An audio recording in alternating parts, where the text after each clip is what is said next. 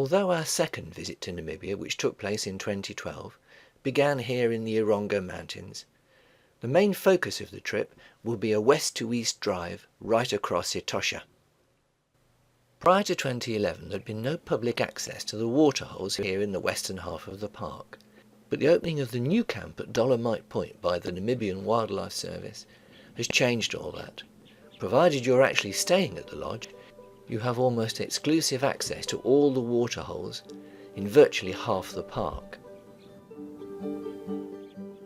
We visited in late August and September, which is pretty much the driest and hottest part of the year, forcing the wildlife to seek out water wherever they can find it. The best way to observe the animals is simply to sit and wait and let them come to you, particularly here in the western half where they're still quite skittish as far as humans are concerned. What I've tried to show in this video guide is what the waterholes look like and what the wildlife might be that any visitor might see. Contrary to some of the reports we'd read before we left, there were plenty of animals to see. In fact, in all our travels in southern Africa, we've never seen as many giraffe as we did in Etosha.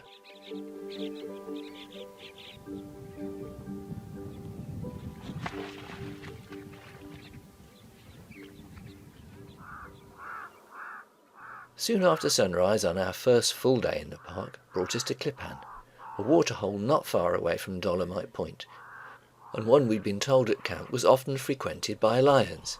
Well, that was certainly true, but the impatience or inexperience of this lioness clearly ruined any chances of hunting.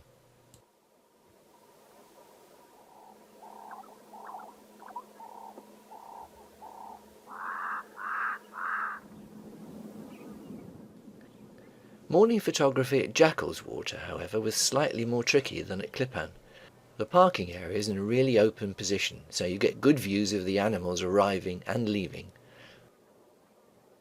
A visit late morning and into the afternoon would probably be better for the light.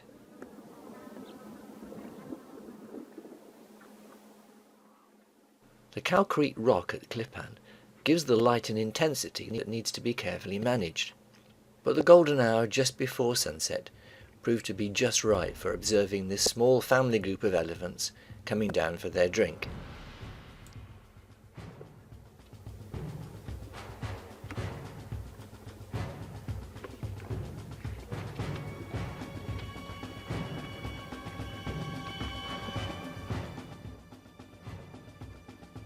The area has plenty of space and a big sheet of water. Despite the fact there's a natural artesian spring, the water that's pumped in is always sweeter and fresher.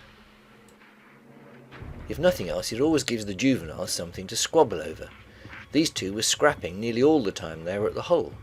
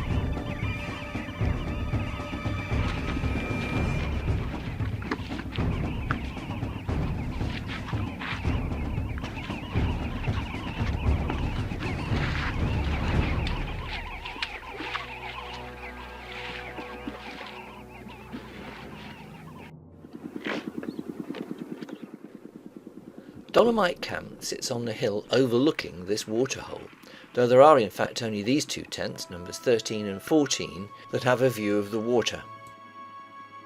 The best view, however, is definitely down here at ground level, though unfortunately, because it's an artificial well, there is the constant noise of the pump in the background. Not a problem for photography, but it is if you're taking video with a microphone.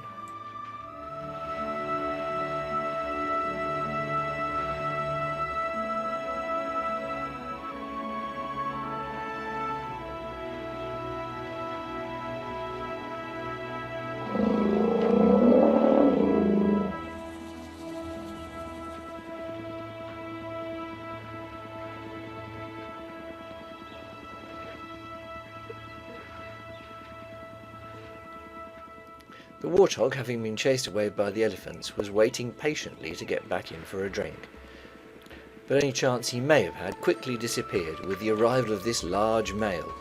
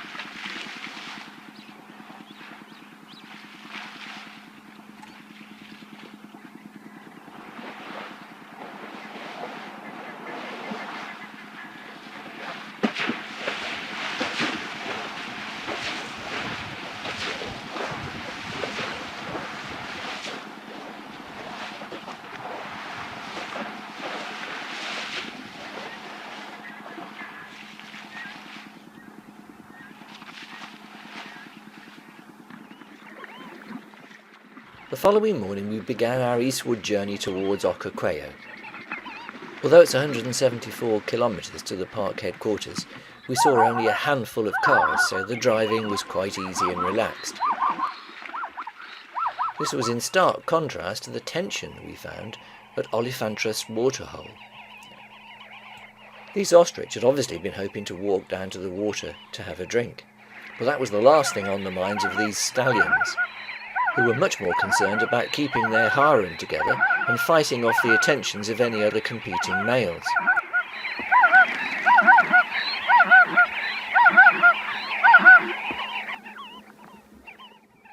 All the noise was far too much for the ostrich, who quickly beat a hasty retreat, but behind me, two of the males had decided they wanted to sort things out in a different way.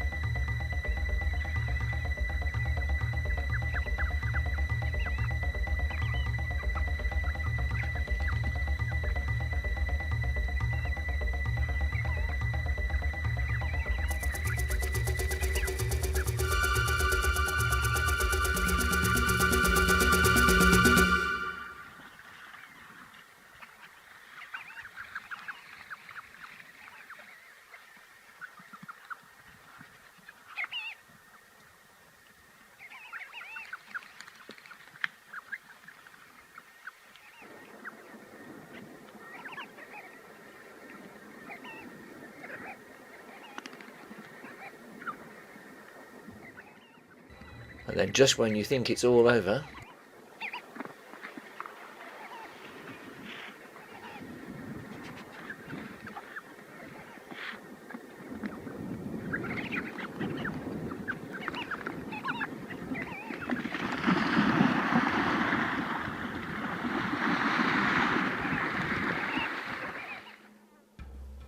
although there's no physical barrier to go through, this waterhole, frequently shortened just to Mbari for convenience, is the point at which you enter the public park proper.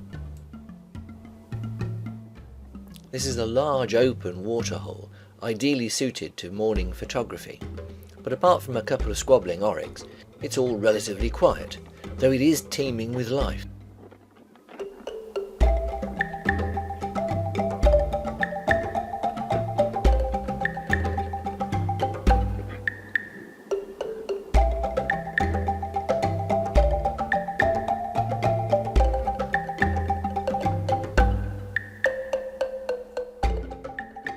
Okandika is not a waterhole in the traditional sense. Though it does have fresh water here, it's more about getting a view of the vast pan. Although it covers a total area of nearly 5,000 square kilometres, it measures about 110 kilometres by 60, but the wildlife at this time of year in the dry season congregates mainly around the edge, where the waterholes can be found.